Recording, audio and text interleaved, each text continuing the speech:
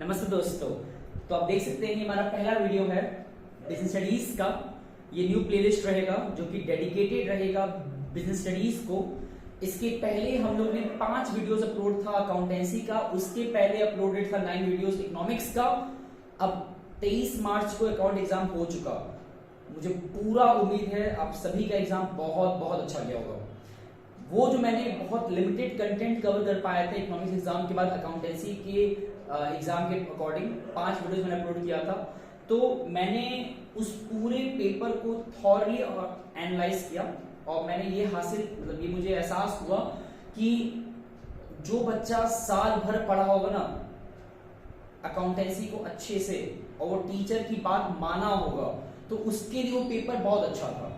ठीक, मैंने 1 मार्क्स का भी देखा, 3 मार्क्स का भी देखा, 4 मार्क्स का भी देखा एंड 6 मार्क्स के क्वेश्चंस भी देखे हैं। तो ऐसा बहुत रेयर था जहां पे क्वेश्चन आउट ऑफ बॉक्स लग रहा हो। एक होता है कि एकदम सरप्राइज क्वेश्चन आ जाए, ऐसा बहुत रेयर था। तो मुझे पता है कि मेरे 5 वीडियो सफिशिएंट नहीं थे पूरे पेपर को कवर करने के लिए, बट स्टिल वो तो हम कवर किए थे एज अ उन बच्चों के अकॉर्डिंग जो कुछ भी नहीं पढ़े साल भर। लेकिन बिलीव मी, जो बच्चे साल भर अच्छे से पढ़े थे ना, तो उनके लिए उससे आसान पेपर नहीं हो सकता था। तो मुझे उम्मीद है आप सबका पेपर अच्छा गया होगा। ये तुम्हारा भी एक प्रयास चल रहा है इतने कम समय में वीडियोस के तौर पे उन बच्चों तक पहुंचने का जो बहुत वीक हैं या फिर साल भर मेहनत नहीं कर पाए थे किसी कारण से। आने वाले दिनों में हम पूरी कोशिश करेंगे चीजों को और अच्छे से कवर करें और समय लेके कवर करें, कोई जल्दीबाजी ना रहे। जैसे अभी क्या है, हम लोग इतना कुछ कवर करेंगे लिमिटेड टाइम पे और मैक्सिमम चीजें कंटेंट कवर करने की कोशिश करेंगे, ठीक है। लेकिन एग्जाम सब बीत जाने के बाद मेरा कोशिश रहेगा चीजों को और ज्यादा बेहतर वे में जितना हो पाए अच्छे से कवर कराना एंड हर रेस्पेक्ट में कवर कराना, not only with respect to exam prospective में। सिर्फ मार्क्स पाने के लिए नहीं पढ़ाना है, बिकॉज अभी तो हम बेसिकली थोड़ा सा कंसर्न है मार्क्स के हिसाब से, बिकॉज मुझे पता है अंत में बच्चे का मेन मोटिव होता है पास होना या अच्छा मार्क्स पाना। तो अभी तो हम उस तरीके से डील करा रहे हैं, बट आने वाले समय में हम चीजों को और बेहतर कराएंगे, not only with respect to marks but with respect to future also, कि हमारा आगे का जो सफर होगा 12th के बाद का आप लोग का वो अच्छे से बीते, अच्छे कॉलेज मिले, अच्छी जगह जब जाएंगे तो वहां पे आपको दिक्कत ना आने पाए, तो उस वे में बात किया जाएगा। बट वो तो आगे की बात है। अभी हमको अपने सिलेबस के अकॉर्डिंग थोड़ा सा बात करना होगा, वो तो बहुत दूर है। फिलहाल जो हमारे सामने भी है जो कि 2 दिन बाद एग्जाम है बीएसटी का, और मुझे उम्मीद है कि आप लोग का भी होली इतना अच्छा नहीं जा रहा होगा, बिकॉज एग्जाम है तो वो प्रेशर रहता है एग्जाम का कि भाई पढ़ना भी है, तो वो होली एक बैलेंस वे में मन नहीं पा रहा होगा। बट स्टिल जब होली की बात आ ही चुकी है तो सबसे पहले तो हम आप सभी को होली की बहुत बहुत शुभकामनाएं देते हैं। आपके परिवार को इस होली का बहुत बहुत शुभकामनाएं। मुझे पूरा उम्मीद है कि ये होली का जो त्योहार है वो आपके घरों में बहुत बहुत ढेर सारी शुभकामनाएं लेके आएगा, खुशियां लेके आएगा। तो अब आगे बात करते हैं।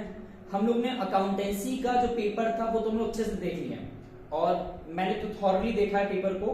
पेपर बहुत अच्छा था एंड जो बच्चे अच्छे से पढ़े हैं तो उनके लिए वो पेपर तो बहुत बहुत सिंपल था। जिन्होंने थोड़ा सा साल भर मेहनत नहीं किया तो उनके लिए कहीं कहीं दिक्कतें आया होगा, बिकॉज वो पूरे बेसिक पे वो पेपर था। जिनका बेसिक स्ट्रांग है ना तो उनके लिए वो पेपर मानो बहुत होता है ना कि लक के हिसाब से उनके लिए बेस्ट पेपर है। लेकिन जिनका बेसिक ही स्ट्रांग नहीं होता, इसीलिए कहा जाता है कि जब भी पढ़ाई करो तुम्हें बेसिक पे बहुत ज्यादा ध्यान दो। जैसे अब आपको एग्जांपल देते हैं, फिर पढ़ाई पे आते हैं। क्यों हम लोग कहते हैं बेसिक बहुत ध्यान देना चाहिए, फिर पढ़ाई पे आ रहे हैं। जब जिस साल मेरा 12th क्लास था तो मुझे अच्छे से याद है, उस टाइम तक केस स्टडीज का जो अप्रोच था वो उतना ज्यादा पॉपुलर नहीं था, या फिर ऑलमोस्ट ना के बराबर था। बहुत हद तक लिमिटेड था या फिर बहुत हद तक मार्जिनल था, ना के बराबर था। और हम लोग में क्वेश्चंस डायरेक्टली मोस्टली आते थे, मतलब डायरेक्ट मतलब कि एकदम जो है सीधा पूछ देता था। फॉर एग्जांपल कि explain the controlling process, directly आ गया। Explain the staffing process, directly आ गया। तो ये चीजें पहले ऐसा हुआ करता था। लेकिन हम लोग के समय पे क्या था ना, अचानक से हम ही लोग का पहला बैच था जहां से केस स्टडीज का जो अप्रोच है, कॉन्सेप्ट है, वो आना शुरू हुआ। और नॉट ओनली 5-10 मार्क्स का, मेरा 80 मार्क्स पेपर था, उसमें से 50-60 मार्क्स का केस स्टडीज पर दे दिया था। और मुझे उम्मीद है कि मेरा वीडियो मेरे जो टीचर हैं जिनसे मेरा मुलाकात हुआ था सेंटर पे, अगर वो देख रही होंगी तो वो मेरा जो उनसे कम्युनिकेशन हुआ तो वो याद होगा उन्होंने मुझे कहा भी था कि कोई बात नहीं, पेपर बहुत हार्ड है, उम्मीद करते हैं सबने अच्छा किया होगा, बट मोस्टली बहुत बच्चे रो के निकल रहे थे उस दिन, क्योंकि पेपर अनएक्सपेक्टेड आ गया था, केस स्टडीज आ गया था। अब मुझे याद है कि मैंने मैम से कहा था कि भाई पेपर जैसा भी था अच्छे से कर पाए, रीजन कि वो जो हम लोग का होता है ना कि कॉन्सेप्ट क्लियरेंस वो बेहतर था। केस स्टडी बेसिकली क्या करता है, जो चीज हम लोग डायरेक्टली पढ़ रहे हैं वो हमसे इनडायरेक्टली पूछ ले रहा है, एक केस दे रहा है उस वे में पूछ दे रहा है। अब जो कॉन्सेप्ट क्लियर रखता है ना, तो उसके लिए केस स्टडी बेसिकली क्या कर रहा है सर, हमें थोड़ा सा बड़ा क्वेश्चन दे दिया पैराग्राफ फॉर्म में, अब उसको स्टडी करके समझना होता है कि वो किस चीज की बात कर रहा है। ये पहेली टाइप का होता है, पहेली, कि भाई जो जितना अप्रोच को अच्छे से समझा हुआ है वो इजिली आइडेंटिफाई कर सकता है कि वहां पे किस चीज की बात हो रहा है। तो मतलब यहां से क्या निकला कि केस स्टडी अगर आता भी है तो परेशान नहीं होना है। अगर हमें हर एक टॉपिक के बारे में बेसिक अंडरस्टैंडिंग है कि वो क्या होता है, फॉर एग्जांपल अगर मैंने यहां लिखा है डिफरेंशियल पीस बेस्ड सिस्टम, तो इसका मीनिंग क्या होता है जिस बच्चे को क्लियर है ना, तो अब एग्जाम में अगर क्वेश्चन आता है केस स्टडी के फॉर्म में जिसका आंसर ये होने वाला है, बट अगर उसको इसके बारे में पता ही नहीं है कि ये होता क्या है, तो क्या वो वहां पे आइडेंटिफाई कर पाएगा? बिल्कुल नहीं कर पाएगा।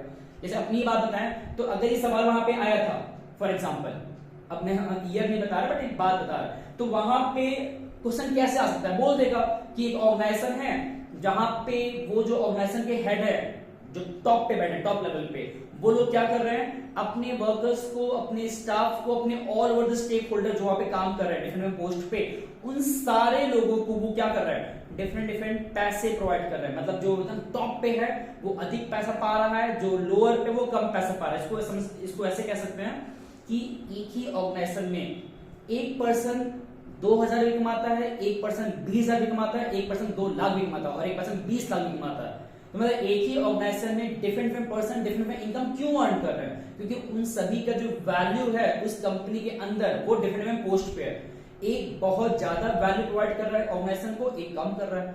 तो ऑर्गेनाइजेशन जब उनको रेन्यूमरेट करेगा, उनको जब पैसा देगा, जो यहाँ प्रिंसिपल एक है रेन्यूमरेशन, जब उनको वो पैसा देगा उन एम्प्लॉइज को, उन स्टेक होल्डर्स को, तो वो उनके वैल्यू के बेसिस पे, उनके रिटर्न, उनके कंसिडरेशन के बेसिस पे उनको कंपेंसेट करेगा। जो जैसा वैल्यू दे रहा है उसको वैसा पैसा देगा। तो इसी अप्रोच को कि भाई अगर कोई कम वैल्यू दे रहा है, एक प्यून है, एक क्लर्क है या एक मेड है, स्टाफ है जो सफाई कर्मी है, वो उनका बहुत बड़ा रोल नहीं है उस पूरा ऑर्गेनाइजेशन में, लेकिन है, लेकिन बहुत बड़ा नहीं है, तो उनको पैसा कम मिलता है। एक मैनेजर है जो चीजों को कोऑर्डिनेट कर रहा है, सुपरवाइज कर रहा है, कंट्रोल कर रहा है, मैनेज कर रहा है, तो उनका बहुत बड़ा रोल है। अगर वो ढंग से काम नहीं करेंगे तो बहुत कुछ बिगड़ जाएगा। तो उनका जो टास्क है, उनका जो बर्डन है वो बहुत ज्यादा है, तो ऑब्वियस सी बात है उनको पैसा भी मिलेगा। तो इसी माइंडसेट को हम बोलते हैं डिफरेंशियल पीच बेस्ड सिस्टम, जो कि टेक्निक भी है अंडर साइंटिफिक टेक्निक, जो कि प्रोवाइड किसने किया था, F.W. टेलर ने, और इसी तरीके से यहां भी है रेन्यूमरेशन ऑफ एम्प्लॉइज, दोनों सेम है। तो आप देख सकते हैं कि अब जिसको ये पता था कि डिफरेंशियल पीच बेस्ड सिस्टम क्या होता है, अब एग्जाम में जब सवाल आएगा ना पैराग्राफ में, वो उसको पढ़े, उसको थोड़ा इंग्लिश स्ट्रांग होना चाहिए कि वो इजीली उस इंग्लिश वाले स्टेटमेंट को कन्वर्ट कर पाए, उसमें क्या बोल रहा है हिंदी में कन्वर्ट कर पाए कि वो क्या कहना चाह रहा है, उसके बाद देख ले। तो इससे क्या होता है कि केस स्टडी अगर आता भी है ना तो बहुत उसके लिए परेशान नहीं होना, क्योंकि जो भी देगा वो इनमें से ही देता है। एक और एग्जाम्पल पढ़ाई पाते हैं, मान लेते हैं कि किसी ऑर्गेनाइजेशन में सारे डिसीजंस एक ही पर्सन ले रहा है या कुछ लोग ही ले रहे हैं, 2-3 लोग ही ले रहे हैं, तो ये किस टाइप का ऑर्गेनाइजेशन स्ट्रक्चर हुआ, सेंट्रलाइज्ड हुआ। और अगर उस जगह पे पावर्स बांट दिए गए बहुत लोगों में और उन सभी को अथॉरिटीज दिया कि आप भी काम करिए, साथ में काम करिए, मतलब किसी एक के पास पावर नहीं है। जैसे इंडिया में क्या है, इंडिया में हमने अडॉप्ट किया था फेडरल स्ट्रक्चर, जिसमें क्या होता है पावर्स को डिस्ट्रीब्यूट किया गया सेंटर, स्टेट, लोकल लेवल पे, है ना। तो ये क्या है, ये डिसेंट्रलाइजेशन है, जहां पे हमने डेलीगेट किया है पावर्स को डिफरेंट लेवल्स पे। ये बात अलग है, पावर्स में जब बांटा भी गया है तो उसमें ज्यादा पावर ऊपर वालों पास होता है, कम पावर नीचे वालों पास होता है, बट इसकी पावर बांटा गया है ना, तो इस अप्रोच को बोलते हैं डिसेंट्रलाइजेशन। तो अब अगर किसी पैराग्राफ में जो बातें कह रहा है वो अगर इंडिकेट कर रहा है डिसेंट्रलाइजेशन की तरफ, जहां पावर्स को बांटा गया है, तो वहां पे इजीली हमको तुरंत आइडेंटिफाई करने का डिसेंट्रलाइजेशन बात हो रही है। तो केस स्टडीज हार्ड नहीं होता है, बस हमारा ये होना चाहिए मोटिव कि पहले हम कॉन्सेप्ट को जाने, जिस बच्चे को पता ही नहीं है what is decentralisation, what is centralisation. तो केस स्टडीज अगर समझ भी गया तो भी फायदा नहीं है, बिकॉज वो आइडेंटिफाई नहीं कर पाएगा। तो हमारा टास्क होना चाहिए पहले हम हर एक कॉन्सेप्ट को रिकॉल रखें। कुछ बच्चों को ये पूरा कॉन्सेप्ट तो पता होता है बट वो आइडेंटिफाई नहीं कर पाते। वो इसलिए होता होगा बिकॉज उनका प्रैक्टिस बहुत स्लो है या कम है, तो वो प्रैक्टिस पे काम करे। बट जिनको कॉन्सेप्ट भी नहीं पता कि टॉपिक क्या हो रहा है, क्या बातें उसमें है, तो पहले वो उस पे काम करे। मैंने क्या किया है ना, अगर आप लोगों को मेरा पहला वीडियो याद होगा इकोनॉमिक्स का, उसमें मैंने सबसे पहले वीडियो मैंने बताया था कि हमें बिजनेस के लिए, अकाउंटेंसी के लिए और इकोनॉमिक्स के लिए 2023 का बोर्ड पेपर, 2024 का सैंपल पेपर एंड 2023 का सैंपल पेपर, इसको बहुत ज्यादा ध्यान देना है। मैंने क्या किया है, 2023 बोर्ड का paper, 2024 sample paper and 2023 sample paper, मैंने इन तीनों को कंसिडर किया है। और कंसिडर करने के बाद जो भी टॉपिक्स निकले हैं हमारे पार्ट ए में से, मैंने यहां लिख दिया है 1 2 3 4 5 6 7। इसमें एक मैंने स्किप किया है, chapter number 3 that is business informant. वो थोड़ा सेपरेट चैप्टर है, तो उसको हम हो पाएगा तो जब पढ़ाएंगे पार्ट बी तो उसमें जोड़ देंगे हम 10-15 मिनट के लास्ट में। बट फिलहाल लोग इसको इसलिए कवर कर रहे हैं बिकॉज ये सब जुड़ा हुआ उसमें इंटरकनेक्टेड है ज्यादा। तो इसमें मैंने क्या किया ना, इन सब जगह पे बोर्ड के पेपर में, सैंपल पेपर में जो भी टॉपिक हमें जरूर से पढ़ने हैं वो मैंने आइडेंटिफाई करके लिख दिया है। अब हमारा ये जो लेक्चर होगा उसमें क्या रहेगा ना कि हम लोग इन सारे चैप्टर्स में, चैप्टर नंबर 1 मैनेजमेंट के significance introduction, chapter 2 principles of management, chapter 3 4 5 6 7, मतलब 3 मैंने स्किप किया तो 4 5 6 7 8 planning, organising, staffing, directing, controlling. मैंने उसके आगे टॉपिक्स लिखा है, पढ़ना क्या क्या है, जरूर से क्या क्या पढ़ना है। कुछ चीज मैंने स्किप किया है, मुझे पता है, तो उसको आप चाहे तो पढ़िए। अदरवाइज अभी अगर एग्जाम जस्ट कल के बाद 2 दिन बाद है और समय बहुत कम है तो पहले आप इतने पे ध्यान देना है, ठीक है। हम क्या कर रहे हैं, ये मेरा पहला वीडियो है, तो मेरा कोशिश रहेगा कि इस पहले वीडियो में हम चैप्टर 1 और चैप्टर 2 कवर करें, जो कि nature and significance of management है एंड दूसरा प्रिंसिपल्स ऑफ मैनेजमेंट है। One of the most easiest chapter इस पूरे बुक का। बुक हमारा 12 चैप्टर्स कवर करता है, ठीक है। तो 12 चैप्टर्स है, तो मेरा कोशिश रहेगा इस पूरे 12 चैप्टर्स को कवर करें हम लमसम 5 वीडियो में। ईच वीडियो मिनिमम कवर करेगा 2 चैप्टर्स मिनिमम। क्या पता उसमें अगर टॉपिक्स कम हो तो 3 चैप्टर भी कवर कर देंगे, बट 2 तो कम से कम कवर कराएंगे। अब मैंने क्या किया है, चैप्टर 1 से और चैप्टर 2 से 2 टॉपिक्स जो मैंने पिकअप किए, क्या क्या पिकअप किया है। चैप्टर 1 से मैनेजमेंट का डेफिनेशन जो बहुत काम का है, एग्जाम में डेफिनेशन भले ना आए बट उस डेफिनेशन में से 2 टर्म्स निकलता है, इफेक्टिवनेस एंड एफिशिएंसी, वो हमें बहुत पढ़ना जरूरी है। उसके बाद features and functions and importance, ये हमें 4 हेडिंग्स पढ़ने चैप्टर 1 से। चैप्टर 2 से हमको पढ़ना है हेनरी फ्यूल्स के all 14 principles and F W. Taylor's के ऑल साइंटिफिक टेक्निक्स। कितने होते हैं, 7 होते हैं। तो ये 7 जो मैंने लिखा ना 1 2 3 4 5 6 7, ये हमको पढ़ना है। शुरुआत करते हैं अपने पहले टॉपिक से, that is nature and significance of management, chapter 1। इस चैप्टर 1 से हमको क्या पढ़ना है, चैप्टर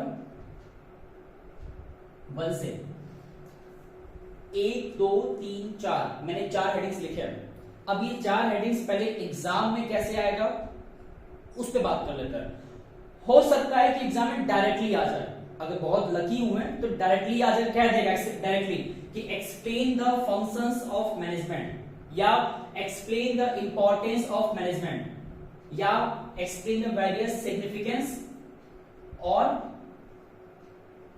फीचर्स और कैरेक्टरिस्टिक्स। बहुत सारे वर्ड्स बदल सकता है, सबका एक ही मतलब निकलता है कि हमसे ये सिग्निफिकेंस, नेचर या कैरेक्टरिस्टिक्स पूछ सकता है मैनेजमेंट का, बट इतना आसान नहीं कि वो डायरेक्टली पूछ लेगा, चीजें कॉम्प्लिकेट तो करेगा। तो कॉम्प्लिकेट क्या कर सकता है वो बताएंगे टॉपिक खत्म होने के लास्ट में। पहले बात करते हैं कॉन्सेप्ट के बारे में। मैनेजमेंट का बहुत हम डीप में नहीं लेके जाएंगे चीजों को, जितना हो पाए बेसिक लेवल पे रखेंगे, सर्फेस लेवल रखेंगे चीजों को। मैनेजमेंट का एक जो डेफिनेशन बहुत सिंपल समझ आना चाहिए कम से कम, वो क्या है, it is a process of of getting things done with the aim of achieving goal. किसी भी गोल को अचीव करने के लिए हम जिस प्रोसेस को अपनाते हैं अपने ऑर्गेनाइजेशन के अंदर, उस प्रोसेस को हम बोलते हैं मैनेजमेंट।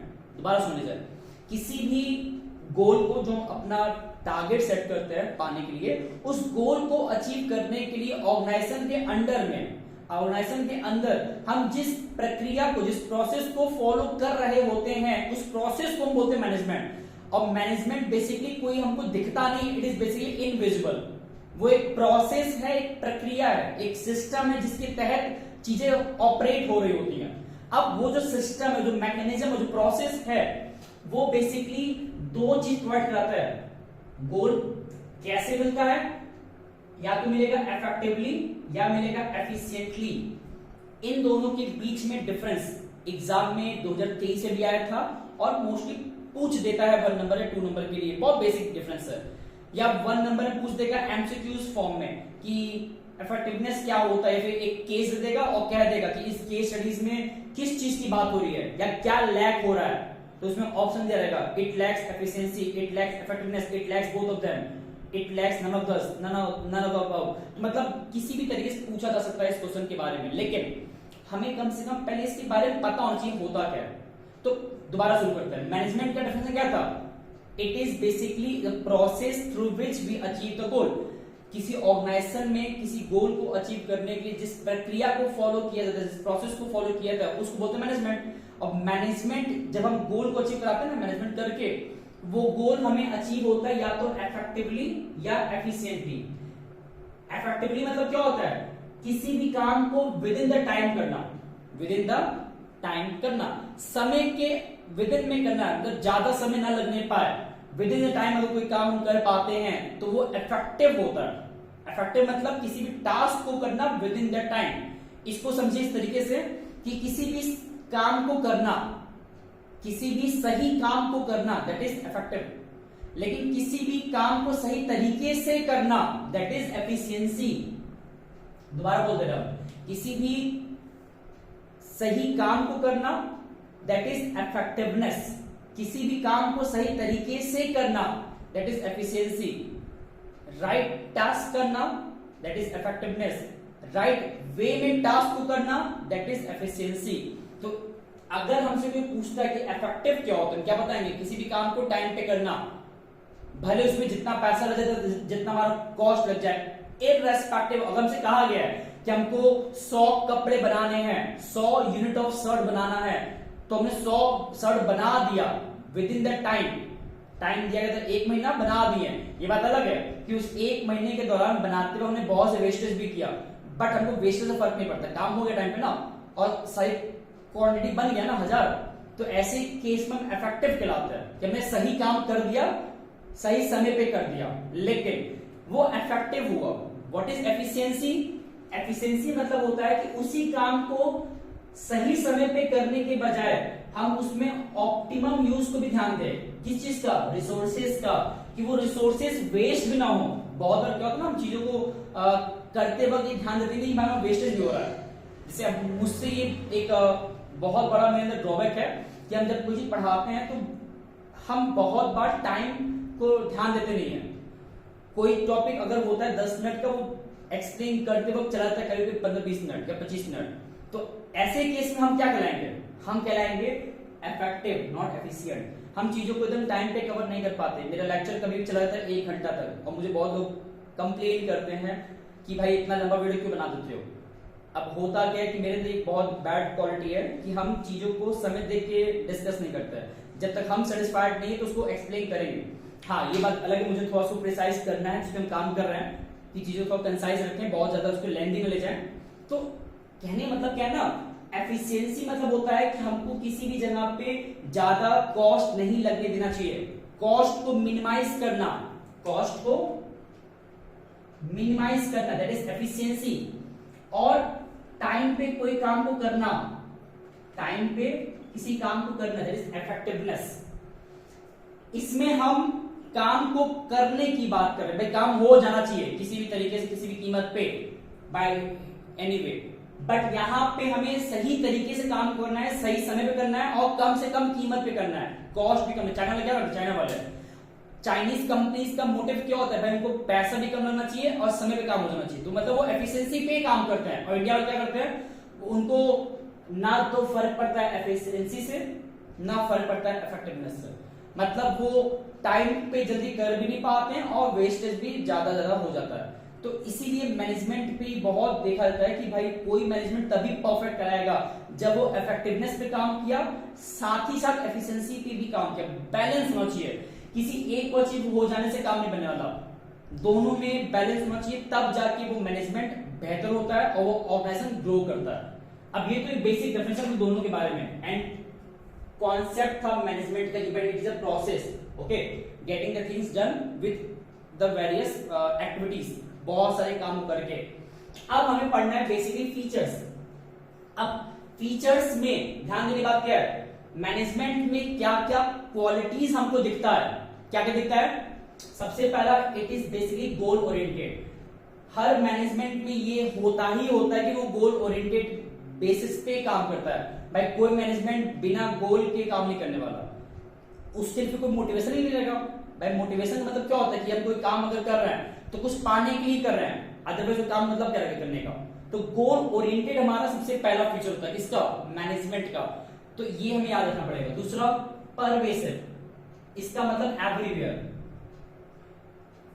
मैनेजमेंट हमारा हर जगह पे होता है, ऐसा नहीं कि सिर्फ किसी एक ही जगह पे होता है।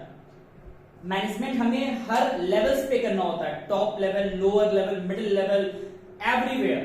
पर मतलब अगर देखा जाए तो मैनेजमेंट सिर्फ टॉप वालों का काम है ऐसा नहीं है। किसी स्कूल में भी क्या होता है, मैनेजमेंट सिर्फ देखेंगे जो हेड बैठे हैं, प्रिंसिपल या डायरेक्टर, ऐसा नहीं होता है। मैनेजमेंट उनको भी देखना है जो एकदम नीचे बैठे हैं, जब वो क्लास की मॉनिटरिंग क्यों ना हो, है ना। तो इसका मतलब परवेसिव मतलब मैनेजमेंट हर लेवल्स पे, हर जगह पे। साथ ही साथ इट इज कॉन्टिन्यूअस, हमें बार बार करना होता है, ऐसा नहीं कि एक बार किया तो काम हो गया, नहीं। मैनेजमेंट इज कॉन्टिन्यूअस प्रोसेस, ये ऑन गोइंग है, नेवर एंडिंग होता है। एक बार किसी टास्क को कर लिया गया, दोबारा फिर से किया जाएगा, होता नहीं है।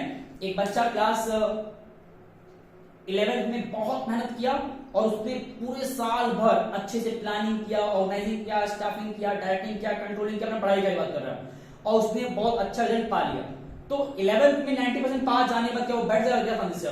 नहीं, अब उसको 12th की क्लास में फिर से मेहनत करना पड़ेगा, डे 1 से, 12th की स्टार्टिंग से। मतलब इसका मतलब कि उसको फिर से वही सब प्रक्रिया, प्रोसेस शुरू करना पड़ेगा दोबारा, लेकिन नेक्स्ट क्लास में करना पड़ेगा। तो इसका मतलब मैनेजमेंट क्या है, कॉन्टिन्यूअस है, ये हर बार बार बार करना होता है। इट इज मल्टी डायमेंशनल, बड़ा इंपॉर्टेंट पॉइंट ये है। मतलब मैनेजमेंट जो होता है ना वो मल्टी डायमेंशनल होता है। इसका मतलब क्या होता है, इसमें हम बहुत सारे टास्क एक साथ करते हैं। 3 टास्क मेन है, management of work, management of people, management of operation. ये भी सवाल एग्जाम में आया था पिछले साल। इसमें क्या है कि हम मैनेजमेंट में क्या क्या करते हैं, वर्क को मैनेज करते हैं, लोगों को मैनेज करते हैं, ऑपरेशन को मैनेज करते हैं। ऑपरेशन मतलब कि जिस प्रोसेस के थ्रू काम हो रहा है उस प्रोसेस को मैनेजमेंट करना, जो लोग उसमें पार्टिसिपेंट है पीपल उनको मैनेज करना, और जो पीपल जो काम कर रहे हैं उस वर्क को भी मैनेज करना, ये सब मैनेजमेंट का ही पार्ट है। तो आप देख सकते हो मैनेजमेंट कितने जगह पे इन्वॉल्व है। ये कहना कि भाई मैनेजमेंट सिर्फ एक ही जगह पे इन्वॉल्व है, एक ही सेक्टर में, एक ही जगह पे, ऐसा नहीं है। मैनेजमेंट हमारा यहां पे भी है कि what is to be done, क्या किया जाए।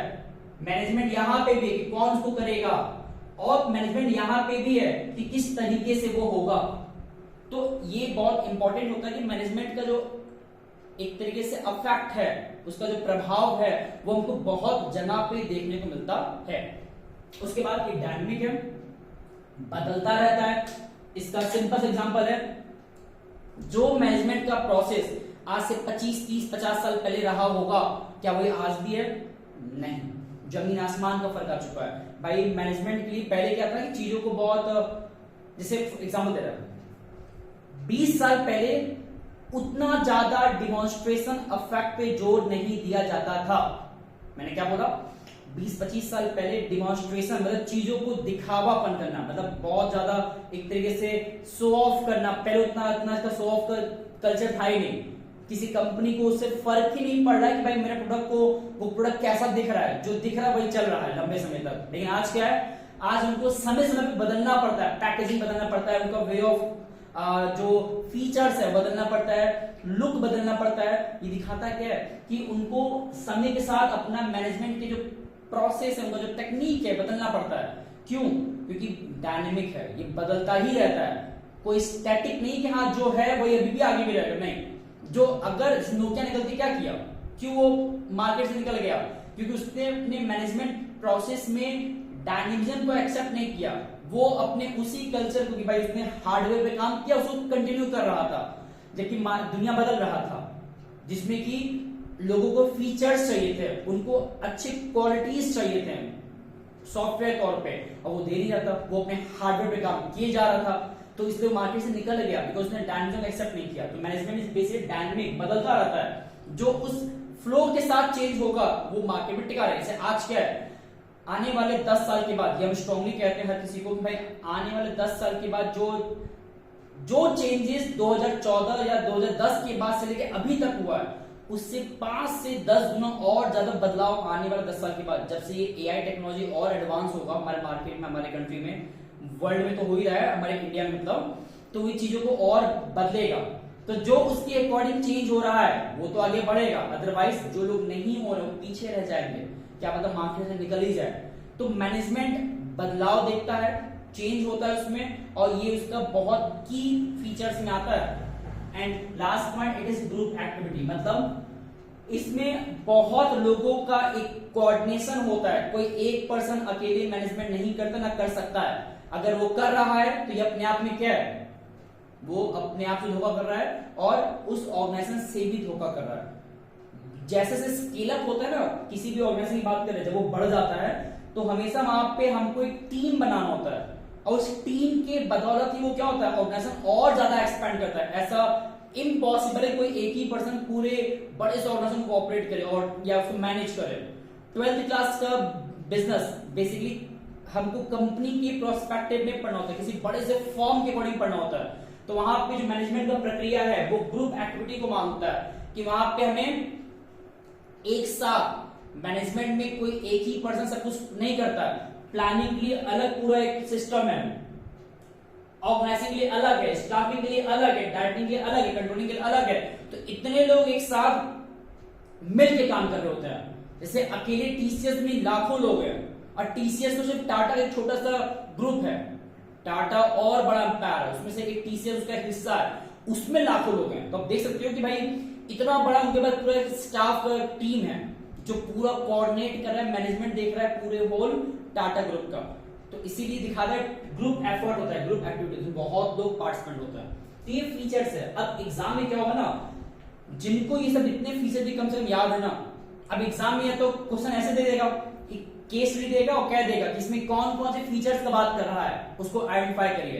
तो जिनको फीचर्स अच्छे से याद है कि मैनेजमेंट परवेसिव भी होता है, मैनेजमेंट कॉन्टिन्यूअस भी होता है, मैनेजमेंट गोल ओरिएंटेड होता है, मैनेजमेंट मल्टी डायमेंशनल होता है, मैनेजमेंट डायनामिक होता है, तो इजीली वो उस पैराग्राफ में पढ़ेगा, देखेगा कि कौन कौन से फीचर्स वहां पे इनको दिख रहा है। हो सकता है वहां पे लिखा हो कि मैनेजमेंट नेवर एंडिंग प्रोसेस है, तो मतलब आप किसकी बात हो गया, कॉन्टिन्यूअस का। हो सकता है वहां लिखा हो कि management basically seen at various levels, हर जगह मैनेजमेंट दिखता है, तो मतलब वहां किसकी बात कर रहा है, परवेसिव का। मैनेजमेंट का एंड रिजल्ट होता है किसी चीज को अचीव करना, टारगेट को अचीव करना, तो किसकी बात कर रहा है, मैनेजमेंट बेसिकली बात कर रहा है गोल ओरिएंटेड फीचर्स का। तो इस तरीके से सवाल बनता है। क्वेश्चन कुछ भी बने, अगर हमें पूरी बातें याद है तो हम लोग गलती नहीं करते हैं फिर।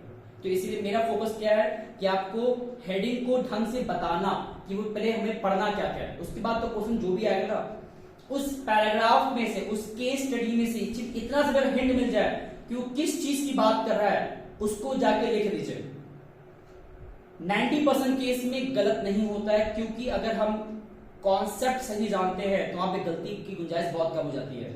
अब आते हैं इंपॉर्टेंस पे कि मैनेजमेंट करना क्यों है, क्या बिना मैनेजमेंट किए काम नहीं बन सकता। एक बड़े से ऑर्गेनाइजेशन में क्या मैनेजमेंट ही एकमात्र हमारे पास ऑप्शन है चीजों को काम करने के लिए, मतलब अपने गोल को अचीव करने के लिए, इफेक्टिवली एफिशिएंटली अचीव करने के लिए क्या मैनेजमेंट ही एकमात्र हमारे पास ऑप्शन है? यस।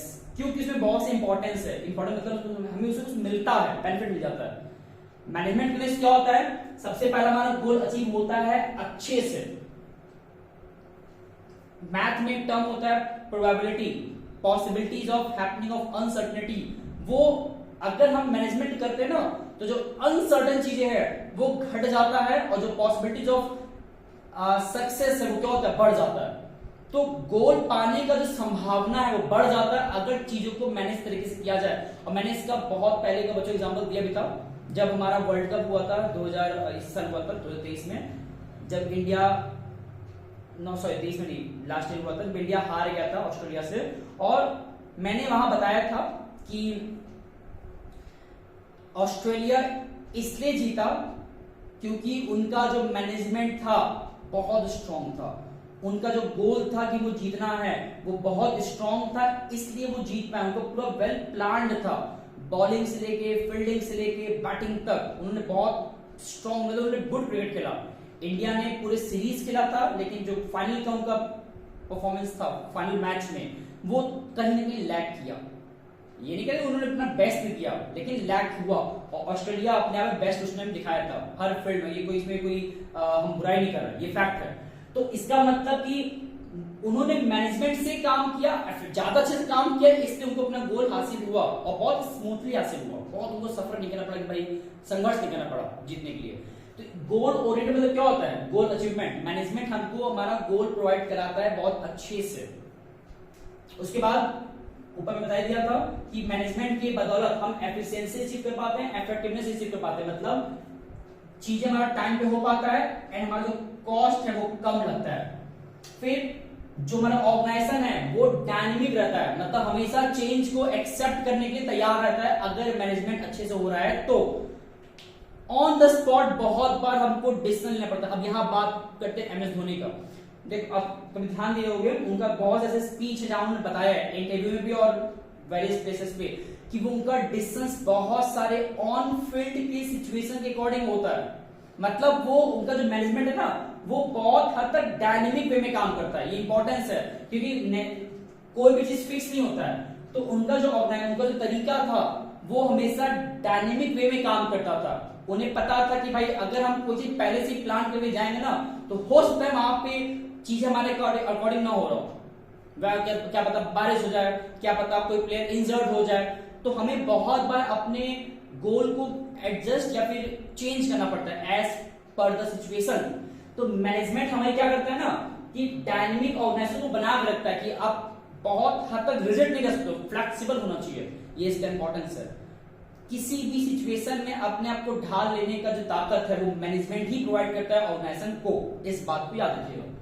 उसके बाद मैनेजमेंट का एक और भी रोल है कि वो हमारे सोशल अप्रोच को एंड पर्सनल अप्रोच को भी फुलफिल कराए और कराता भी है।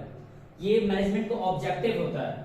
मैनेजमेंट के जो ऑब्जेक्टिव है ना वो 3 होते हैं, इकोनॉमिकल जिसको हम ऑर्गेनाइजेशनल ऑब्जेक्टिव कहते हैं, दूसरा सोशल एंड तीसरा पर्सनल। मैनेजमेंट की कुछ ऑब्जेक्टिव ऑर्गेनाइजेशन के लिए होता है, जैसे प्रॉफिट अर्न कराने की किसकी होती है, मैनेजमेंट की होती है।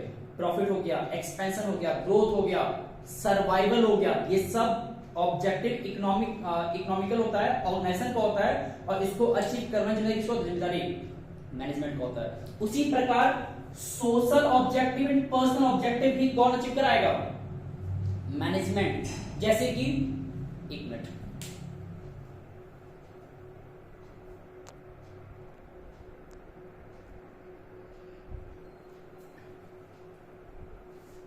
ओके, तो हम लोग कहां थे, मैनेजमेंट के जो ऑब्जेक्टिव्स 3 होते हैं, इकोनॉमिकल होते हैं, सोशल होते हैं एंड ऑर्गेनाइजेशनल होते हैं, पर्सनल होते हैं।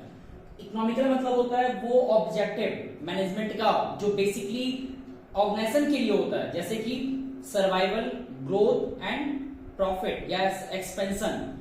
मैनेजमेंट के कुछ ऑब्जेक्टिव सोशल भी होते हैं एंड पर्सनल भी होते हैं। सोशल मतलब सोसाइटी के लिए, पर्सनल मतलब कि जो लोग काम कर रहे हैं ऑर्गेनाइजेशन में, एम्प्लॉइज, उनके लिए, ह्यूमन पर्सन कह सकते हैं, ह्यूमन एम्प्लॉइज।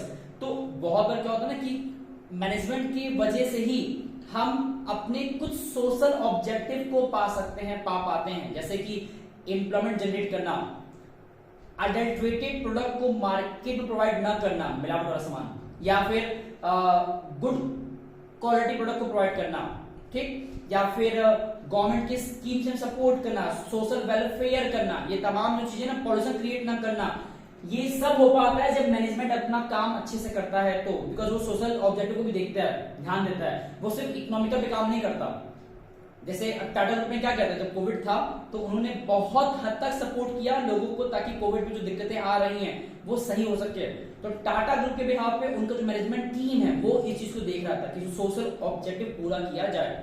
फिर उसके बाद पर्सनल, जो हमारे यहाँ काम कर रहे हैं एम्प्लॉयज, उनके प्रति भी हमारे कुछ ऑब्जेक्टिव्स हैं, उनको टाइम पैसा मिले, उनको अच्छा वर्किंग कंडीशन मिले, उनको उनका जो लाइफ, उनका जो जॉब है उसका जो सिक्योरिटी है उसको प्रोवाइड कराए, उनको बेसिक एमिनिटीज प्रोवाइड करे, जैसे रहने का, खाने का, पीने का, मेडिसिन का, इसकी सुविधाएं ध्यान दें।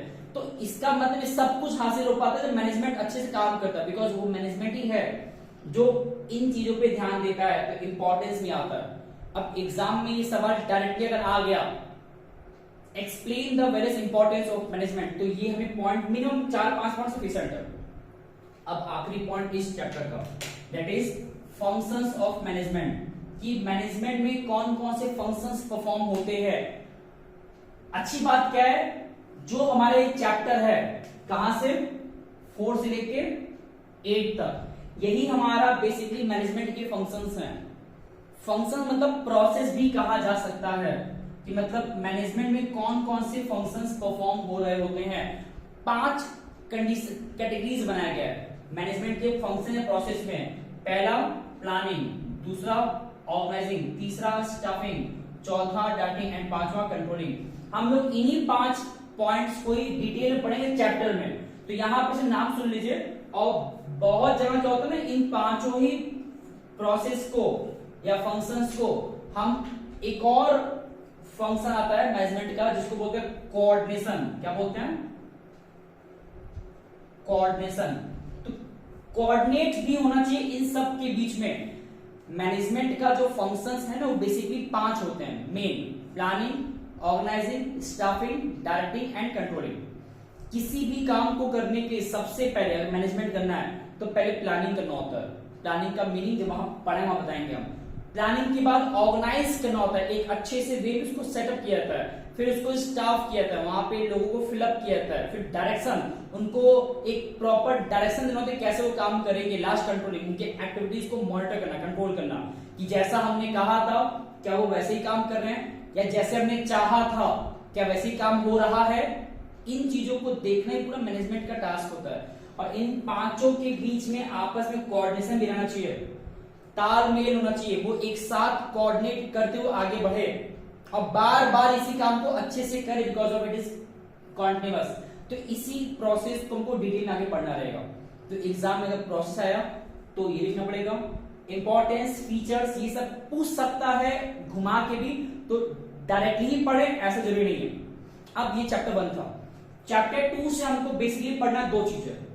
मैंने यहाँ पे एक स्किप किया है और वो क्या है, FW टेलर के जो साइंटिफिक प्रिंसिपल्स हैं, जो कितने होते हैं,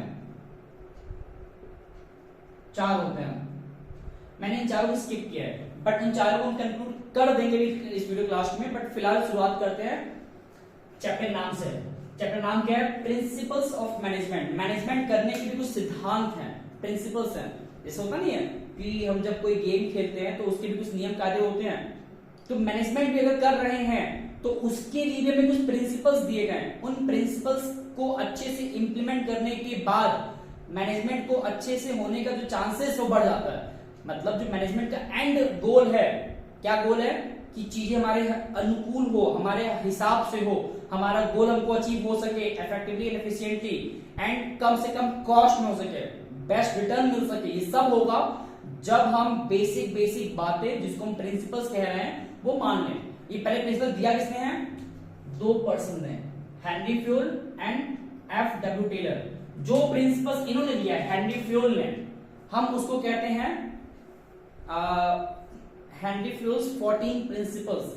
और इसके अंडर में मैनेजमेंट के जो बेसिक एडमिनिस्ट्रेटिव प्रिंसिपल्स हैं उसको यहां बताया गया है। जो कि साइंटिफिक नहीं है, लेकिन हाँ ये इनके अकॉर्डिंग एडमिनिस्ट्रेटिव लेवल पे बहुत इंपॉर्टेंट है, इसीलिए इनको हम बेसिकली बोलते हैं फादर ऑफ जनरल मैनेजमेंट। ये 1 मार्क्स में आ सकता है। और इनको क्या बोलते हैं?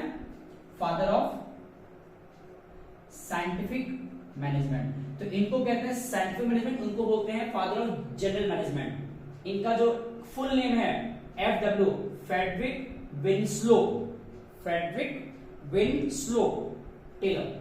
खैर हमें नाम से फर्क नहीं पड़ता।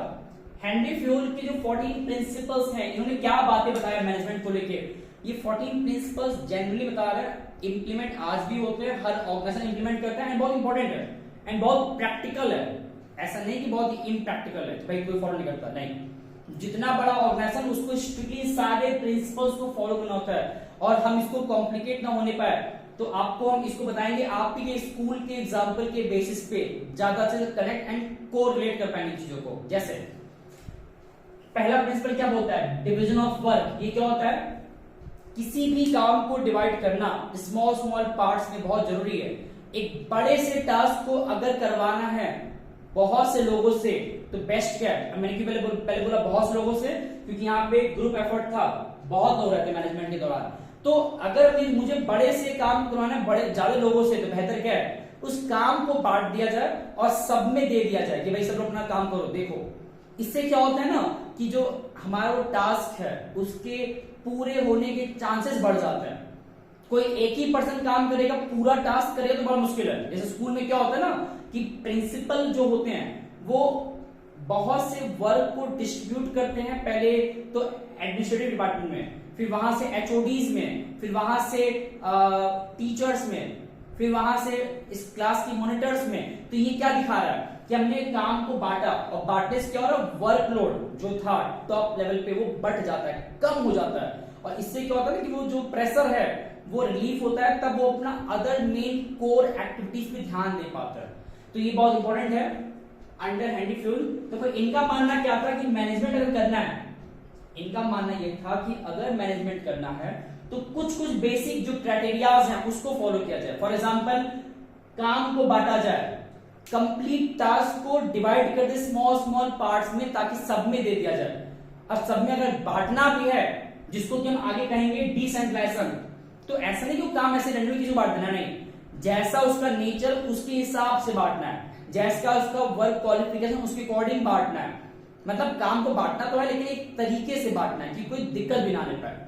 तो वर्क को डिवाइड करने की इनका प्रिंसिपल मतलब उनका ये कहना था कि अगर मैनेजमेंट अच्छे से हो अगर ऐसा चाहते हैं तो काम को बांटे। उसके बाद काम को कैसे बांटे? अथॉरिटी एंड रेस्पॉन्सिबिलिटी के बीच में कोऑर्डिनेशन बना के, मतलब किसी को काम अगर दे भी रहे हैं तो उनको पावर भी दे। ये हम लोग पढ़ेंगे यहाँ पे, जब पढ़ाएंगे डिसेंट्रलाइजेशन तो हम बताएंगे कि डेलीगेट जब करें वर्क को बिटवीन द एम्प्लॉइज तो उनको हम पावर भी दें। भाई बिना पावर के वो पर्सन काम नहीं करेगा। स्कूल में क्या होता है, जब तक आप किसी टीचर को पावर ना दो कि वो बच्चों को पनिश भी कर ले, भले वो मारे ना, बट उनको कम से कम इतना तो डरा सके कि भाई बच्चा उनकी बात माने, उस टीचर की बात माने। तो अगर उस पर पावर ही नहीं होगा तो वो कैसे उस बच्चों को डील करेगा, क्लास में कैसे वो चीजों को कोऑर्डिनेट मैनेज करेगा। तो कहने का मतलब क्या है ना, पावर देना बहुत जरूरी, बट पावर के साथ साथ रेस्पॉन्सिबिलिटी भी देना जरूरी है कि मतलब वो उस काम के प्रति जिम्मेदार भी रहे, मतलब उस काम को पूरा करवाने का उनके पास रेस्पॉन्सिबिलिटी होना चाहिए। 3 टर्म्स होते हैं, authority, responsibility and accountability. Authority मतलब क्या होता है, किसी भी काम को करने के लिए पावर होना जरूरी है, पावर अगर नहीं हो तो कोई काम नहीं किया जा सकता। दूसरा रेस्पॉन्सिबिलिटी, मतलब किसी भी काम को करने के लिए आपका ऑब्लिगेशन होना चाहिए कि वो काम कंप्लीट हो, उसके लिए आप जिम्मेदार हो कि नहीं है। फिर अगर नहीं होता है, मतलब अगर वो काम नहीं हो पाया फॉर एग्जाम्पल, तो उसके लिए कौन जिम्मेदारी लेगा, अकाउंटेबिलिटी, कौन उसके लिए आंसरेबल होगा, वो भी तय होना चाहिए। बट यहाँ पे मैंने 2 बात लिखा हुआ, accountability and responsibility. Henry fuel का कहना था कि मैनेजमेंट में ये बहुत स्ट्रांगली सब में क्लियर होना चाहिए कि अकाउंटेबल कौन है, सॉरी किसके पास क्या पावर्स है, एंड कौन क्या जिम्मेदारी लेके बैठा हुआ है, ताकि कोई कॉन्फ्लिक्ट ना हो, कोई कंफ्यूजन ना हो, कोई क्लैशेस ना हो।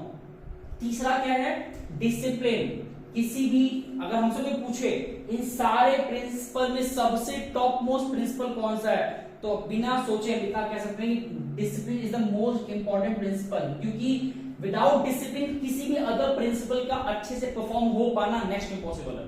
तो discipline is what all about कि चीजों का एक सिस्टमैटिक वे में होना, एक अच्छे से काम होना, ये बहुत जरूरी है। नियम कायदे फॉलो होना एंड सब अपना अपना काम अच्छे से करें, स्ट्रिक्टली करें एंड टाइम पंक्चुअल रहें। ऐसे बहुत सारे हम कीवर्ड जोड़ सकते हैं डिसिप्लिन के अंडर में। तो हैंडी फिल्म का कहना था कि discipline is the most important tool किसी भी मैनेजमेंट के प्रोसेस में।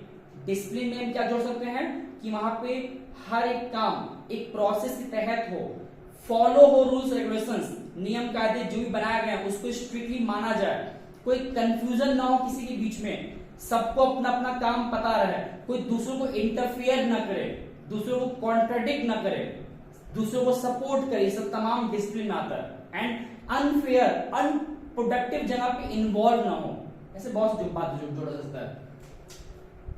नेक्स्ट क्या है, यूनिटी ऑफ कमांड। इसका मतलब क्या होता है, कमांड का मतलब होता है किसी को इंस्ट्रक्शन देना, किसी को काम सौंपना। कमांड मतलब होता है कि एक बॉस से ही एक एम्प्लॉय को डायरेक्शन मिले।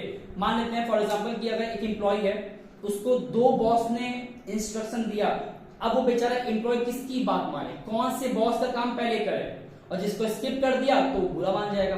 तो ऐसे केस में क्या है, कंफ्यूजन ना हो, बेहतर क्या है कि भाई under the unity of command एक ही बॉस या एक ही सुपीरियर, एक ही सबऑर्डिनेट को एक ही एम्प्लॉय को ऑर्डर दे, ताकि उनके बीच में कोई कंफ्यूजन ना हो। मुझे पता है मुझे किसकी बात मानना है और किसकी बात नहीं मानना है। अगर मुझे क्लियर रहेगा ना तो मेरे लिए काम करना आसान होता है। तो under unity of command one boss should instruct only, one employ one subordinate must be instructed और commanded by one boss only. Okay, direction का भी यूनिटी होना चाहिए। हमारा कोई भी टास्क, हमारा मतलब किसी का भी ऑर्गेनाइजेशन के अंदर एक ही डायरेक्शन में जाना चाहिए। ये ना हो कि भाई हम अपना कोई भी काम कर रहे हैं वो 10 डायरेक्शन में जा रहा है, नहीं। कोई भी टास्क अगर करें तो वो वन वे रहे। होता नहीं कि अगर हमारा फोकस 10 जगह रहता है तो हमें 10 काम नहीं हो पाता और हम लोग यहां भटकते रहते हैं। लेकिन क्या हो, अगर हमारा टास्क एक ही डायरेक्शन को पूरा करने के हो तो उस काम को पूरा होने का चांसेस बढ़ जाता है, गलती भी नहीं होता।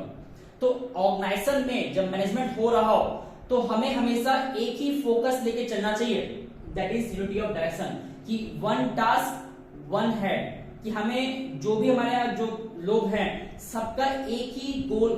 इसको समझिए इस तरीके से, जैसे महाभारत में क्या था कि अर्जुन का जो डायरेक्शन था वो एक ही जगह था, उनको सिर्फ मछली के आंखों को मारना था, निशाने बनाना था। इसका मतलब क्या दिखाता है कि उनका भी डायरेक्शन क्लियर था, इसलिए उसको हासिल कर पाए, बाकी कोई नहीं कर पाया। बाकी लोग क्या करते हैं, कहीं कोई कहीं देख रहा है, कहीं कुछ देख रहा था, इसलिए वो उस चीज को हासिल नहीं कर पा रहा था। उसके बाद subordination of individual interest to general interest, ये इंपॉर्टेंट पॉइंट है। इसमें क्या होता है, हैंडी फिल्म कहना था कि ऑर्गेनाइजेशन में जितने भी लोग अपने अपने सेल्फ इंटरेस्ट को लेके आते हैं वो सबसे पहले अपने आप को, अपने उस इंटरेस्ट को कन्वर्ट करें जनरल इंटरेस्ट में, क्योंकि जब तक ऑर्गेनाइजेशन का इंटरेस्ट पूरा नहीं होगा तो कैसे इंडिविजुअल का होगा। ऑर्गेनाइजेशन में अगर बहुत से लोग हैं तो सभी का इंटरेस्ट तभी पूरा होगा जब ऑर्गेनाइजेशन ग्रो करेगा। तो पहले तो सभी को ऑर्गेनाइजेशन के ग्रोथ के लिए काम करना चाहिए ताकि ऑर्गेनाइजेशन भी उसके लिए काम करे। इसका उल्टा नहीं होता है कि लोग अपने बारे में सोचे और ऑर्गेनाइजेशन ग्रो कर जाएगा, नहीं। सारे लोग अपना सेल्फ मोटिव को छोड़ के अगर वो ऑर्गेनाइजेशन के लिए काम करेंगे ना तो इसका रिवर्स होता है। इसीलिए कहा जाता है कि आप हमेशा अपने बॉस को प्यार मत करो, ना कंपनी को खुश करो, हमेशा अपने एफर्ट से कंपनी को ग्रो करा दो, कंपनी उसका रिटर्न आपको जरूर देगा। इफ नॉट तो कंपनी छोड़ दो।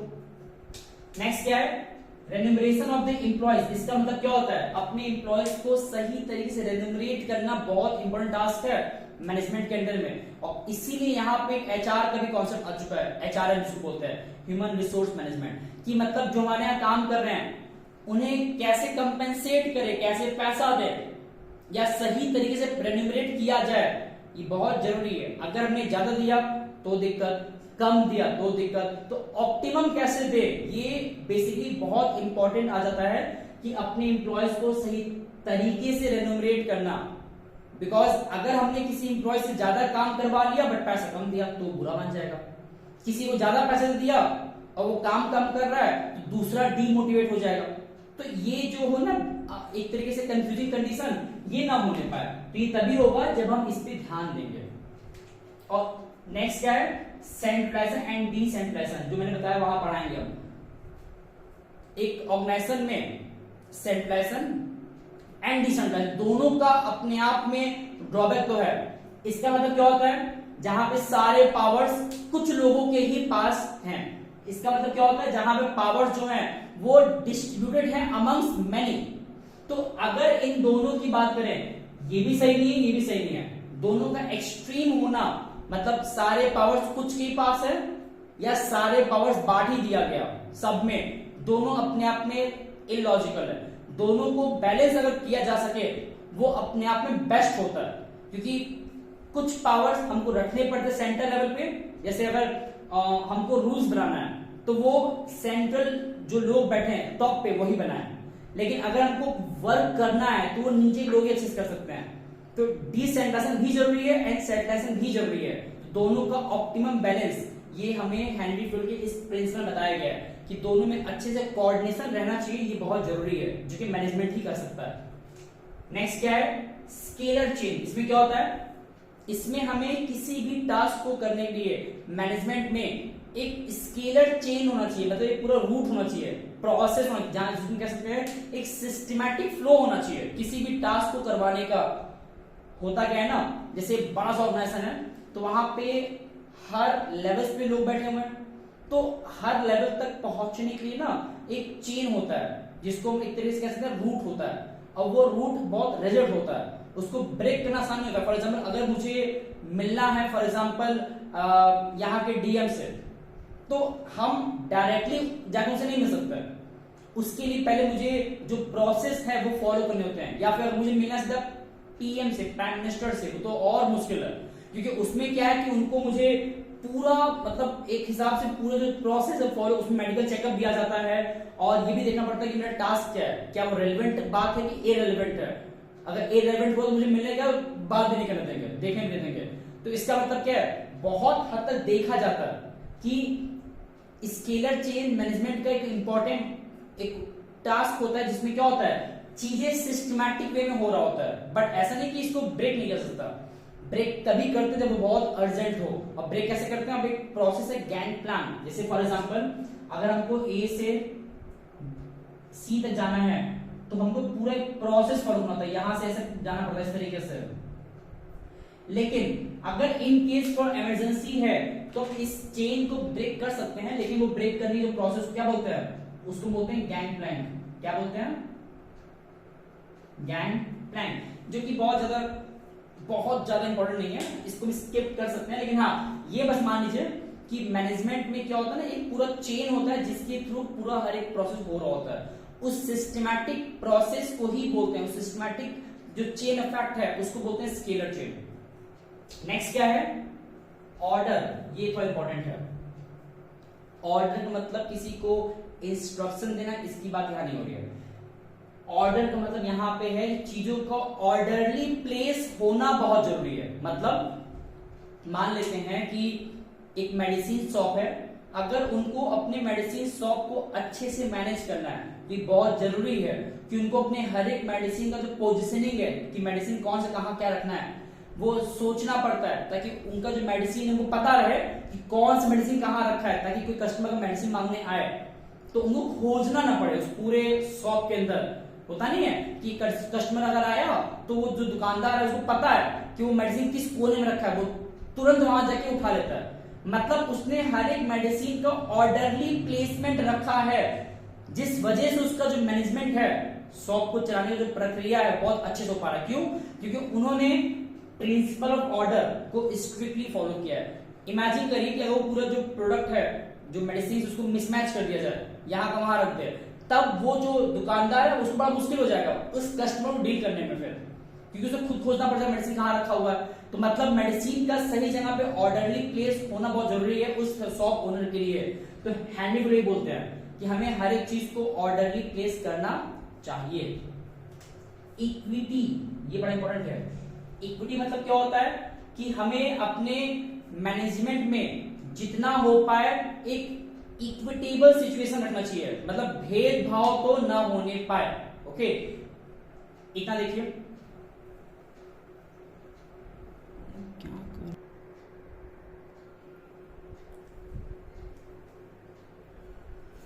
ओके, तो इक्विटी से मतलब क्या बताना चाह रहा है, हमें अपने ऑर्गेनाइजेशन में कोई भी भेदभाव नहीं रखना चाहिए अमंग्स द एम्प्लॉइज या amongst the all stakeholders. जितने भी हमारे मैनेजमेंट में हैं, हर एक के बीच में हमें एक इक्विटेबल सिचुएशन रखना चाहिए कि मतलब सबके बीच में एक पूरा कॉमन प्लेस है। ये ना कि भाई वहां पे जो बहुत लो लेवल पे उसको हम डिसरेस्पेक्ट कर रहे हैं with respect to race, sex या फिर उनके एक तरीके से कल्चर या उनका लैंग्वेज, उनका अपीयरेंस ना होने पाए, उनके रिलीजन को लेकर नहीं बोलना चाहिए। तो ये इक्विटेबल सिचुएशन हमें क्रिएट रखना चाहिए, सबको एक समान रखना चाहिए, कोई डिस्क्रिमिनेशन नहीं होना चाहिए। नेक्स्ट क्या है, stability of tenure of the personal. जो हमारे यहाँ काम कर रहे हैं पर्सनल्स, उनके टेन्योर का, उनके जॉब का स्टेबिलिटी भी बहुत जरूरी है। ताकि ये ध्यान देना है कि भाई इमेजिन करिए कोई एम्प्लॉय, उसको ये डर रहे कि उसको कल को निकाल दिया जाएगा, तो क्या वो अपना बेस्ट दे पाएगा, अपना वो कभी ढंग से काम कर पाएगा? नहीं। तो उसके जॉब का अगर सिक्योरिटी उसको मिल गया ना, स्टेबिलिटी अगर हो गई, आपको 1 साल तक नहीं निकालेंगे जब तक आप खुद गलती ना करो। तो आप 1 साल ढंग से काम करिए, उसके बाद आपकी जॉब को और आगे देखा जाएगा अच्छे से। तो इससे क्या होता है कि वो एम्प्लॉय अच्छे से काम करेगा बिना किसी डर के। तो हैंडी फेलो कहना था कि भाई अगर कोई अपना बेस्ट कब करेगा, जब उसको हम एक अच्छे सेफ इन्वायरमेंट एंड उसकी जॉब को सिक्योर उसको फील कराते हैं, तब वो अपना काम बेस्ट वे में करता है। इनिशिएटिव, इसका मतलब हमें हमेशा अपने एम्प्लॉयज को मौका देना चाहिए कि वो अपनी बात को रखे। बहुत बार क्या होता है कि हम अपने एम्प्लॉयज के उनके जो सुझाव हैं, उनके जो सजेशंस हैं, उनको हम मौका नहीं देते, उनको उनकी बात को सुनते भी नहीं, इनिशिएट नहीं लेते। हो सकता है कि हमारे से बेहतर उनका कोई आइडिया हो, तो उनके आइडियाज को रिस्पेक्ट करना, सुनना, और इन केस अगर वो अच्छा है तो उसको इम्प्लीमेंट करना, ये बहुत जरूरी है। ठीक है, तो initiative is that particular condition जहां पे हमें अपने एम्प्लॉयज को मौका देना चाहिए कि वो अपनी बात रखे। बहुत बार अगर वो अच्छा है तो उसको एक्सेप्ट करके अडॉप्ट भी करे और उनको रेन्यूमरेट, कंपेंसेट भी करे, कुछ उनको भी उसमें से हिस्सा दे। लास्ट, स्पिरिट द कोर, इसका मतलब मैनेजमेंट तभी बेहतर काम करेगा जब हर कोई के बीच में एक अच्छा माहौल रहे। इन्वायरमेंट अगर बेहतर होगा ना, तब उस मैनेजमेंट के अच्छे से सक्सेसफुल होने का चांसेस बढ़ जाता है। तो मैनेजमेंट को हमेशा स्पिरिट द कोर, मतलब जितने भी वहां पर लोग हैं सबको एक टीम वर्क में काम करना चाहिए, खुश मिजाज रहना चाहिए, और जितना हो पाए उसको अच्छे से करना चाहिए। तो ये बेसिक मैंने मैनेजमेंट के 14 प्रिंसिपल डिस्कस किया, बहुत ब्रीफ डिस्कस किया, बहुत डिटेल में नहीं गया। एग्जाम में क्या होगा, ये 14 प्रिंसिपल्स जो हमें एग्जाम में अगर आने होंगे तो ऐसे डायरेक्टली भाई इसको एक्सप्लेन तो इसको एक्सप्लेन, ऐसे एग्जाम में नहीं आता है। केस स्टडीज में क्वेश्चन देगा और पूछ देगा, फॉर एग्जांपल किसमें किस प्रिंसिपल की बात हो रहा है या कौन सा प्रिंसिपल वायलेट हुआ, तो हमें उन प्रिंसिपल्स को आइडेंटिफाई करके समझना होता है उसमें क्या हो रहा है, कैसे हो रहा है। अब इसी प्रकार ये जो हमारा साइंटिफिक प्रिंसिपल्स था F.W. टेलर का, जिसमें मैंने कितना लिखा हुआ है 1 2 3 4 5 6 7, ये 7 जो साइंटिफिक टेक्निक्स है बहुत हद तक सेम है, बस हमें हर एक का एक बेसिक अंडरस्टैंडिंग पता होना चाहिए कि क्या होता है। F.W. टेलर ने चीजों को साइंटिफिकली बताया, जैसे उनको जो 4 प्रिंसिपल साइंटिफिक क्या कहते हैं, science not rule of thumb, मतलब हमें चीजों को साइंटिफिक वे में करना चाहिए, ना कि इंट्यूशन बेसिस करना चाहिए। जो उपाय हमें प्रैक्टिकल रहना चाहिए, रियलिस्टिक होना चाहिए, ना कि इम्प्रैक्टिकल। उसके बाद science not rule of thumb, दूसरा क्या था, हार्मोनी नॉट डिस्कॉर्ड, मतलब हमें हमेशा एक अच्छा माहौल बना के रखना चाहिए। बहुत हद तक प्रिंसिपल सेम ही है। जो इनका था स्पिरिट द कोर, वो इनका सेकंड पॉइंट था, हार्मोनी नॉट डिस्कॉर्ड। तीसरा क्या था, इंडिविजुअल कोऑपरेशन नॉट इंडिविजुअलिज्म, इसका मतलब हमें हमेशा साथ में काम करना चाहिए, ना कि अपने बारे में सोचना चाहिए। तो वही सेम पॉइंट यहां भी है। चौथा, हमें एम्प्लॉयज के बेहतर करवाए, उनको बेहतर कराए, इस तरीके से डील करना चाहिए। मतलब कि development of employees to their greatest efficiency and prosperity, ये फोर्थ प्रिंसिपल है, जिसका मतलब हमें एम्प्लॉयज को जितना हो पाए और बेहतर कराना चाहिए। बिकॉज किसी भी जगह पे ना जब एम्प्लॉयज ग्रो करेंगे ना तो ऑटोमेटिकली ऑर्गेनाइजेशन भी ग्रो करेगा। तो ये तो बेसिक प्रिंसिपल थे साइंटिफिक वे में किसके थे, F.W. टेलर के। हमें फोकस करना है उनके टेक्निक्स पे, बिकॉज एग्जाम में टेक्निक्स मोस्टली ज्यादा आ जाता है। और टेक्निक है बड़ा सिंपल, जैसे क्या क्या है, पहला standardisation and simplification of work. इनका कहना था कुछ भी काम करना है ना तो इन टेक्निक्स को फॉलो करेंगे ना, किसी भी काम को करवाने के टाइम पे अगर इन टेक्निक्स को फॉलो किया जाए तो उस काम के पूरा होने का चांसेस अच्छे से बढ़ जाता है। जैसे कि काम को करने के स्टैंडर्ड फिक्स कर दीजिए ना, जैसे अगर हम 12th पढ़ रहे हैं आप लोग, तो अपने 12th क्लास में एक स्टैंडर्ड, अब उतना हासिल हो या ना हो, ज्यादा हो जाए कम रह जाए कोई बात नहीं, बट एक स्टैंडर्ड अगर रहता है ना तो उस स्टैंडर्ड के अकॉर्डिंग काम करना ज्यादा हमारे लिए आसान पड़ जाता है। जैसे कोई भी टास्क अगर कर रहे हैं ना उसके पीछे बस क्या जोड़ दे, स्टैंडर्ड, तो वो हमको एक मोटिवेशन देता है कि हमको उस हिसाब से काम करना है। विदाउट स्टैंडर्ड अगर काम करेंगे तो वो जो था मोटिवेशन वो उतना मिल नहीं पाता। तो इनका सिंपल से कहना है कि स्टैंडर्ड फिक्स किया जाए और उसको काम को सिंप्लीफाइड जितना हो पाए सिंपल रखे, कॉम्प्लिकेट नहीं करना है। जो भी फालतू के काम है उसको हटाना है, जो मतलब एकदम जनरली मेन प्रायोरिटी बेसिस काम उसको पहले करना है। उसके बाद मेथड, किस तरीके से काम को किया जाए, तो किसी भी काम को करने के 100 तरीके हो सकते हैं, तो उन 100 मेथड्स में कौन सा बेस्ट है उसको आइडेंटिफाई करना और उसको अडॉप्ट करना, ये भी हमारे मैनेजमेंट का ही टास्क है, जो कि टेक्निक में आता है कि बेस्ट मेथड को चूज करना, ये बहुत इंपॉर्टेंट है।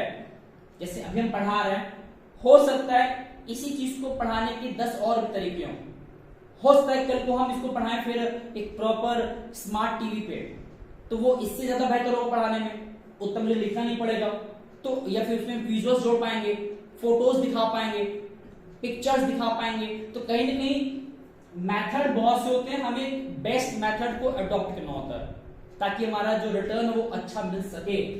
मोशन मतलब क्या होता है कि हमारे यहाँ जो भी मूवमेंट हो रहे हैं किसी के भी, मोशन मतलब तो मूवमेंट, कि हम जो यहाँ वहां मूव करते हैं कहीं पे भी, तो मूवमेंट को भी ट्रैक करना बड़ा जरूरी है। क्या वो मूवमेंट प्रोडक्टिव है या अनप्रोडक्टिव है, क्या वो बिजनेस के फेवर में है या बिजनेस के फेवर में नहीं है, इस चीज को भी एनालाइज करना, देखना, समझना बहुत जरूरी है। क्योंकि बहुत बार क्या होता है ना कि एम्प्लॉइज या कोई भी पर्सन, उनका जो मूवमेंट है वो फर्म के लिए, ऑर्गेनाइजेशन के लिए फेवरेबल नहीं होता है, तो ऐसे मोशंस को, ऐसे मूवमेंट को रोकना बहुत जरूरी है। और जो मूवमेंट हमारे फेवर में है उसको प्रमोट करना बहुत जरूरी है। तो मोशन को भी स्टडी करना बहुत जरूरी है किसी भी मैनेजमेंट के प्रोसेस में। एंड उसके बाद टाइम स्टडी, किसी भी काम को करने में कितना समय लग रहा है इस चीज को भी समझना बहुत जरूरी है। बिजनेस में एग्जाम में कैसे लिखते हैं, कितने समय में कोई काम को करना है, किसी क्वेश्चन को अटेम्प्ट करना है, इसमें बात भी करेंगे आगे आने वाले वीडियोस में कि कैसे लिखते हैं, किस तरीके से किसी क्वेश्चन को ऑप्ट करते हैं। तो ये जो तरीका है, टाइम कितना, टाइम मैनेजमेंट जो बोलते हैं, टाइम मैनेजमेंट, तो उस पर जब बात बताएंगे वहां बताएंगे हम कि टाइम भी स्टडी बहुत जरूरी है। बिकॉज एग्जाम जब बैठते हैं ना, बहुत बच्चे कहते हैं 3 घंटा कम पड़ जाता है, उनका पेपर छूट जाता है। क्यों ऐसा होता है? क्योंकि उन्होंने कभी अपना टाइम को मैनेज ही नहीं किया। एग्जाम में टाइम को मैनेज करना अपने आप में बहुत बड़ा एक टेक्निक है जो वही बच्चा कर पाता जो उसके लिए प्रैक्टिस किया होता है। जैसे एक सैंपल पेपर बच्चा क्यों लगाता है, ताकि वो देख सके कि वो कितना टाइम ले रहा है उस पेपर को लगाने में। अगर उसका लग जा रहा है 3.5 घंटा, तो ऑब्वियस सी बात है अगर वो बैठेगा तो बोर्ड में वहां भी टाइम लगेगा। बट अगर वो 3-4 पेपर लगाता है, अपने उस टाइम को रिड्यूस करके 2 घंटे 3 घंटे लगा सके, तो इसका मतलब है इसको पेपर एग्जाम में नहीं छूटेगा क्योंकि उसने टाइम पे काम कर लिया है। तो टाइम का मतलब किसी भी मैनेजमेंट की प्रोसेस दौरान जो हम टास्क कर रहे हैं उसमें टाइम कितना लग रहा है उसको आइडेंटिफाई करना, ये बहुत जरूरी है। उसके बाद ये पॉइंट मैंने बताया शुरुआत में था कि हमारे ऑर्गेनाइजेशन में ये भी टेक्निक का ही पार्ट है कि जो जिस लेवल पे है उसको उस हिसाब से डिफरेंशियल अलग अलग पीस बेस, मतलब उनके काम के हिसाब से उनको कंपेंसेट देना, पैसा देना। सबको एक समान पैसा नहीं देना, जो जिस तरीके से वैल्यू एडिशन कर रहा है ऑर्गेनाइजेशन के लिए उसको उस हिसाब से कंपेंसेट करना, ये भी हमारा एक इंपॉर्टेंट टास्क है। Last point, second last point पे क्या है, फटीग स्ट्री। हम जब कोई काम करते हैं ना तो बहुत बार उस काम को करने पर क्या होता है, थक जाता है। तो ये जो थकावट है जिसको हम कह सकते हैं कि रेस्ट इंटरवल, वो अगर हो रहा है उसमें कोई बुराई नहीं है, लेकिन कितनी बार हो रहा है, तो कोई कितनी बार ब्रेक ले रहा है, कितने समय के लिए ले रहा है, इन चीजों को भी एनालाइज करना बहुत जरूरी है। एम्प्लॉइज ब्रेक ले रहा है तो कितनी बार ले रहा है, कब कब ले रहा है और कितने देर के लिए ले रहा है, इस चीज को समझना भी बहुत जरूरी है। अगर वो बार बार ब्रेक ले रहा है और लगातार बहुत देर तक ले रहा है ब्रेक, तो ये अच्छी बात नहीं है। बट अगर 3 घंटे में एक बार ले रहा है, 10 मिनट के लिए ले रहा है, तो ठीक चलता है। तो इसका मतलब फटीग मतलब होता है कि उसकी जो थकावट है, उसका जो ब्रेक का टाइम है, उसको भी स्टडी करना बहुत जरूरी है। किसी को ब्रेक ना देना ये भी दिक्कत है, ब्रेक ज्यादा देना वो भी दिक्कत है। तो एक ऑप्टिमम ब्रेक कितना दिया जाए वो भी एनालाइज करना बहुत जरूरी है मैनेजमेंट के प्रोसेस के दौरान। फिर एक और आता है फंक्शनल फॉर्मेशन। ये टॉपिक का बड़ा है। इसमें क्या होता है ना कि हम अपने काम को बांट देते हैं, किसी भी काम को करने के लिए बांटना बहुत बेस्ट होता है, जो मैंने पढ़ाया था डिवीजन ऑफ वर्क। इसमें क्या है, काम को बांटे बहुत से लोगों में, अकेले सब काम ना देखें। जैसे हमने क्या किया, हमने डिवीजन कर दिया बहुत सारे फॉरमैन से, मतलब डिफरेंट डिफरेंट टास्क के लिए डिफरेंट डिफरेंट फॉरमैन मतलब पर्संस को अपॉइंट कर दिए हैं। जैसे कि प्लानिंग के लिए क्लर्क हैं, प्रोडक्शन के लिए बॉसेस हैं, जैसे speed boss, gang boss, repair boss, inspector boss. ये लोग क्या करते हैं, किसी भी काम के स्पीड को चेक करते हैं। गैंग मतलब कि जो भी टूल्स हैं उसको रेडली अवेलेबल रखते हैं कि भाई कोई भी चीज घटने बढ़ने ना पाए। रिपेयर मतलब कोई खराब हो जाए उसको तुरंत रिपेयर भी करने लोग होने चाहिए वहां पे। इंस्पेक्टर मतलब काम अगर हो गया है तो वो अप टू द मार्क हुआ है, अप टू द स्टैंडर्ड हुआ है ना, उसको एनालाइज करना इन्हीं का काम होता है। तो ये डिफरेंट पर्संस हैं, सबको अपना अपना काम दिया गया है। होता नहीं, फॉर एग्जांपल रेलवे में क्या होता है ना कि रेलवे में हर एक टास्क के लिए एक पर्सन है। वहां पे अगर झंडा फहराना है, जो मतलब रेड फ्लैग या ग्रीन फ्लैग, जो दूसरे ट्रेन को एक सिग्नल देते हैं, तो उसके लिए पर्सन है ना। उसी प्रकार ट्रैक को बदलना है तो उसके लिए अलग पर्सन है। मतलब हर एक टास्क के लिए वहां पे अलग पर्सन को अपॉइंट किया गया है, that they all are the foremen. फिर इंस्ट्रक्शन कौन देगा, उसके लिए अलग क्लर्क है। कौन हमारा रास्ता, रूट मतलब होता तरीका, कोई काम को करने का तरीका क्या होगा वो कौन देगा, उसके लिए अलग क्लर्क है। टाइम कॉस्ट, किसी भी चीज को करने में कितना टाइम लगेगा, कितना कॉस्ट लगेगा, उसको भी जज करने के लिए कोई एक अलग क्लर्क होता है। क्लर्क मतलब पर्सन जो चीज को मैनेज करेगा, काम देखेगा।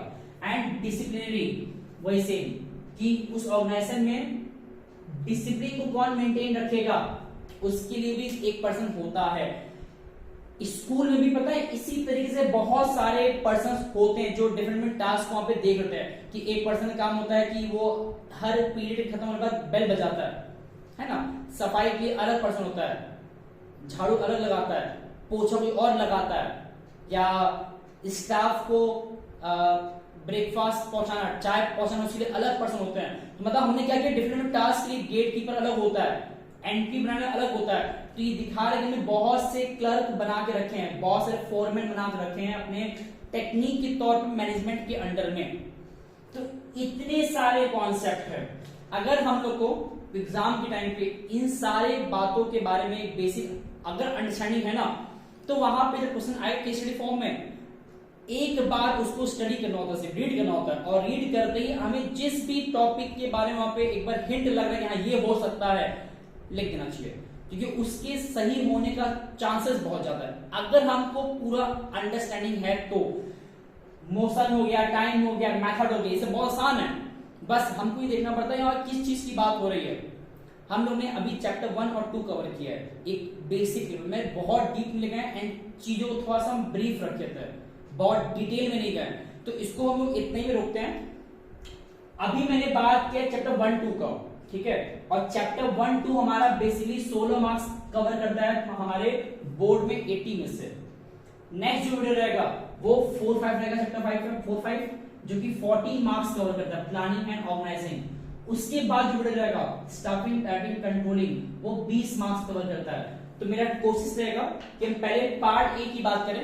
अगर 3 वीडियो में पहला वीडियो था, इसके बाद जो वीडियो आएगा वो रहेगा प्लानिंग पे, ऑर्गेनाइजिंग पे। उसके बाद जो वीडियो आएगा वो रहेगा स्टाफिंग पे, डायरेक्टिंग पे, कंट्रोलिंग पे। इसके बाद हम शिफ्ट करेंगे पार्ट बी पे।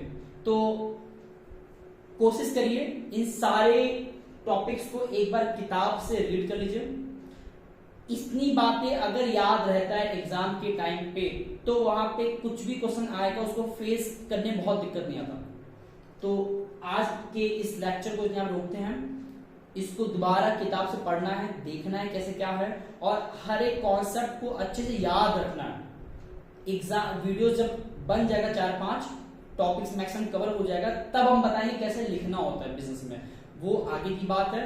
फिलहाल इसको इतना देखिए, मिलते हैं नेक्स्ट वीडियो में। तो आज के लिए धन्यवाद, नमस्ते।